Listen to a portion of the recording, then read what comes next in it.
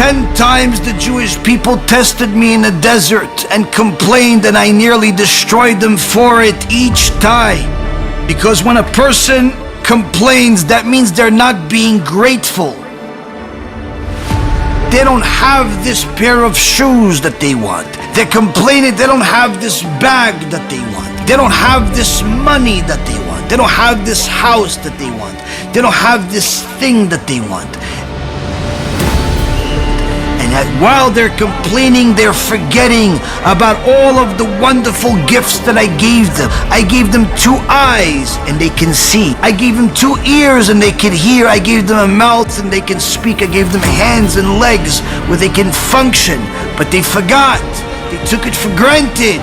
They're only looking at all the things they don't have. They simply canceled out all of the wonderful things I gave them.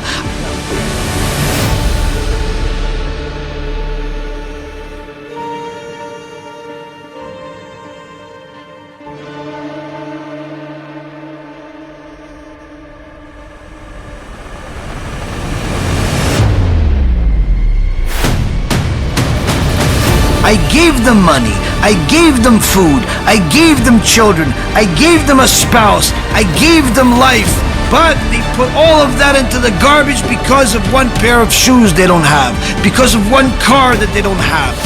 And that lack of gratitude literally nullifies my relationship with them. When people complain against God, it becomes detestable in the eyes of God because it literally takes everything that He has given us, puts it in the garbage.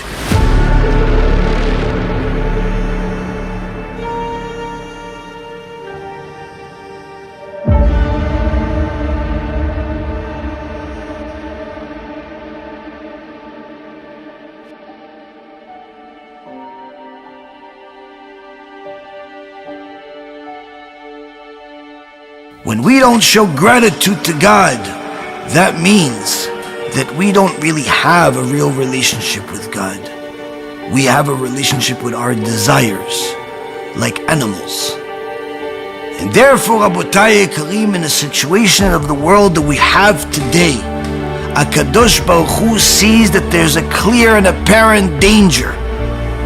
Our spiritual status has deteriorated to such a point that HaKadosh Baruch Hu has to use anti-Semitism and constant threats in order for us to do teshuvah, to start being grateful for the Torah that He gave us, start being grateful for all the good He gave us. How can we show gratitude? Saying thank you to HaShem is nice, but if you say thank you to HaShem while you betray Him, that thank you is worthless.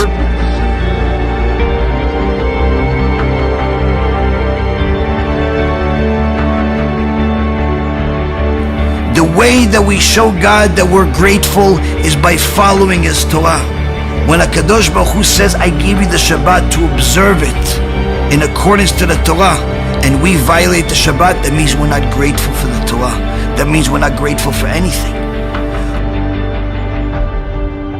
When people think that God is supposed to be grateful to them, that they did anything good, when people think that God needs them,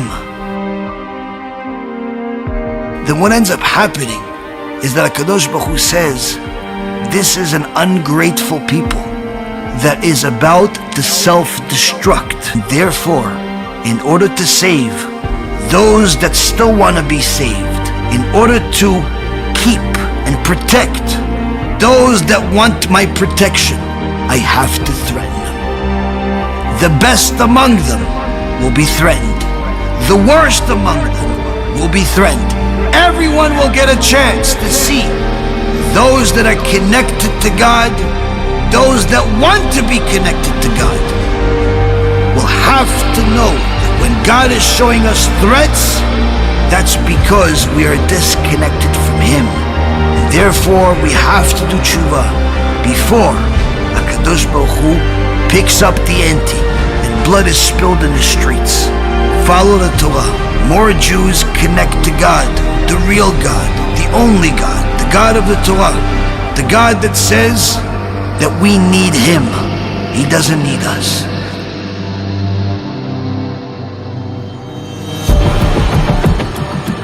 David HaMelech teaches us that Hashem uses every 1,000 years as symbolic for one of His days.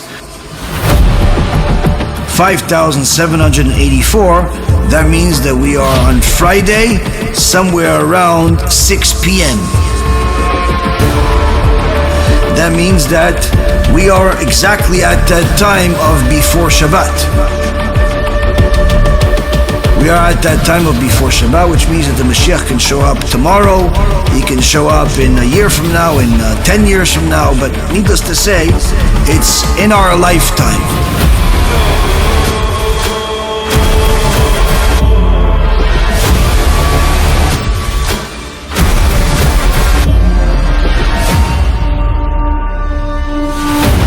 War of Gog and Magog, as the prophet Zechariah in chapter 14 and also the prophet Ezekiel in chapter 38 both discuss in detail of this last war.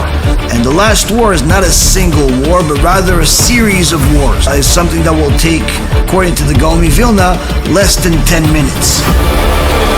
This war of Gog and Magog is going to be a war where 2/3 of the world will die instantly and the other third, only part of it will survive. The MaShiach will fight against all of the enemies of Am Yisrael, all of the enemies of the Torah. The air that comes out of his mouth, he'll destroy the wicked.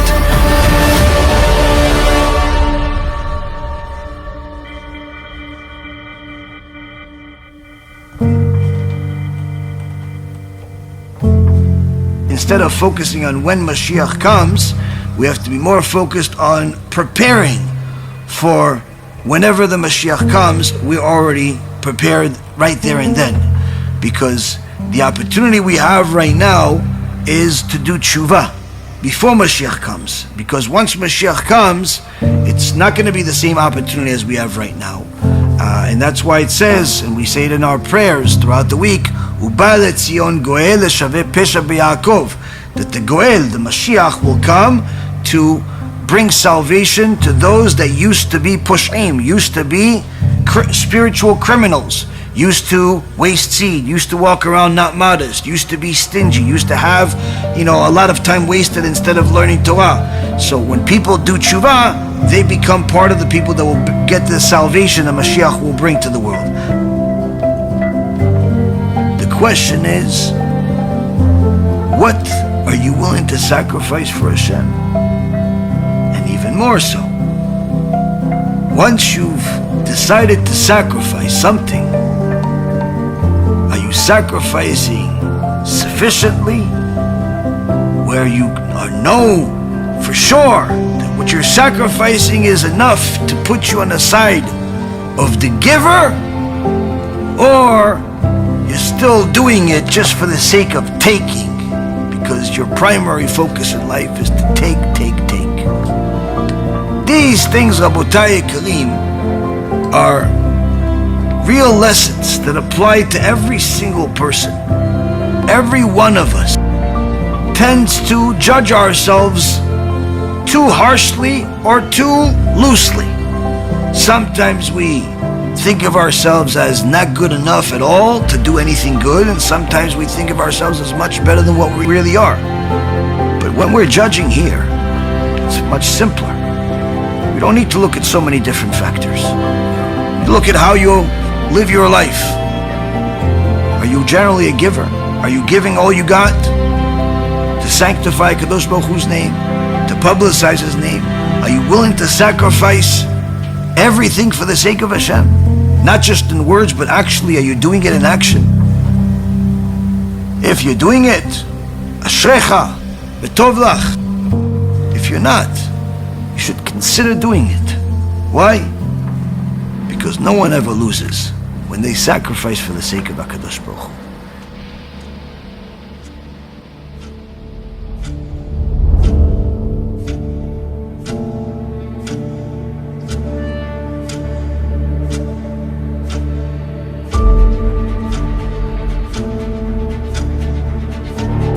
In the book of Malachi, in chapter 3, behold, I send you Eliyahu the prophet before the coming of the great and awesome day of Hashem. And he will turn back to God the hearts of the fathers with their sons, and the hearts of the sons with their fathers, lest I come and strike the land with utter destruction. It's either going to be Eliyahu Navi, or it's going to be different speakers or rabbis that are going to convince anyone that wants to follow Hashem to come back and do teshuvah. Before the big day of God, where there's no more chance for teshuvah. But you must know that while that happens, time to do teshuvah will come to an end.